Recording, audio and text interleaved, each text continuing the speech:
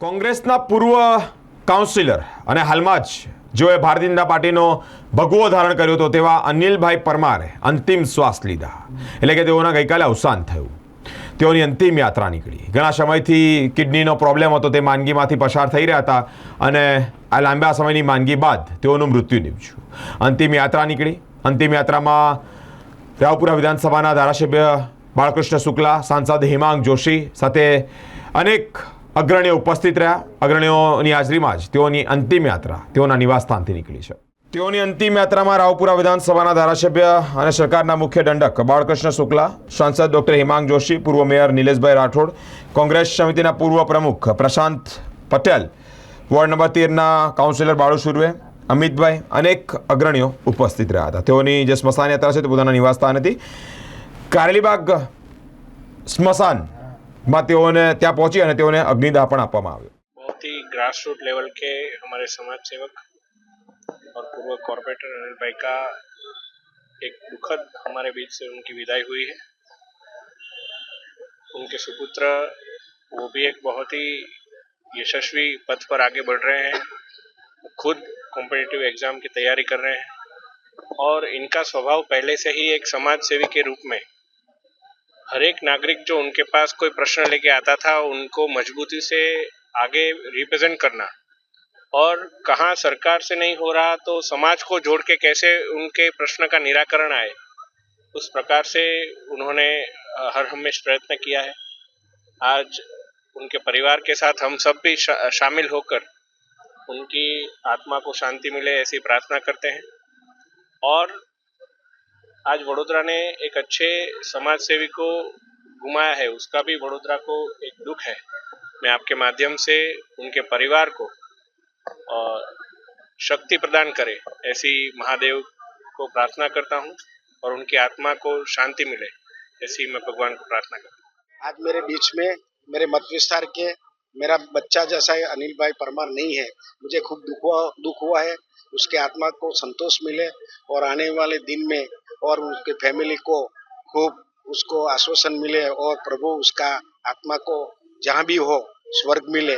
साथ ही साथ मुझे बहुत दुख हुआ, मेरे दलित आगेवान थे, उसकी विचारधारा समाज सेविका की थी. आज उसकी वो अमर, हम उसका जो अधूरा कार्य है जो जहाँ भी हो, भले हम बिन पक्ष में थे लेकिन आज भी उसके अधूरा कार्य हम संपूर्णपणे समाज को साथ के रख के पूरा करेंगे. अनिल भाई परमार અમારી જોડે 5 વર્ષ કામ કરેલું, ખૂબ સેવાભાવી, પ્રેમળ સ્વભાવના અને લોકોનું વધારે કેટલું કામ થાય એમાં એમને બહુ ઇન્ટરેસ્ટ હતો અને આજે આપણામાંથી ગયા છે.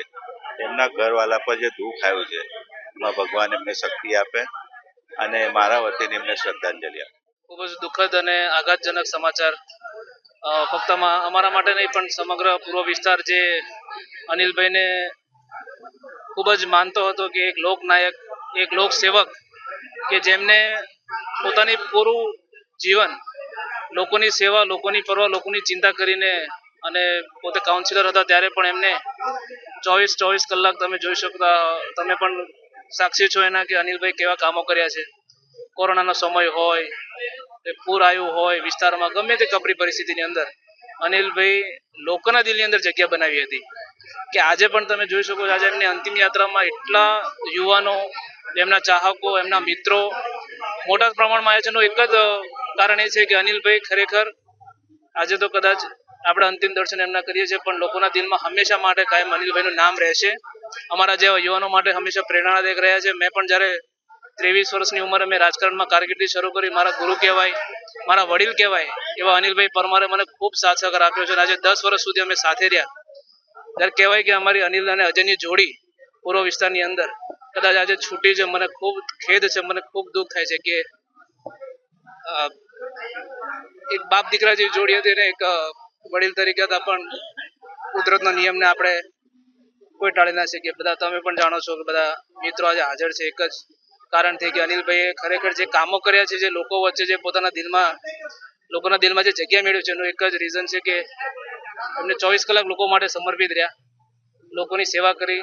લોકનાયક તરીકે હંમેશા અનિલભાઈનું નામ અમર રહે છે. એટલે એવી હું તમામને પ્રાર્થના કરું છું કે અનિલભાઈને સદગતને આત્માને શાંતિ મળે, એમને વૈકુંઠ ધામમાં વાસ થાય એવી આપ સૌ વડોદરાવાસીઓ અને પૂર્વ વિસ્તારના નગરજનો જે હાજર રહ્યા છે તમામનો આભાર માનું છું.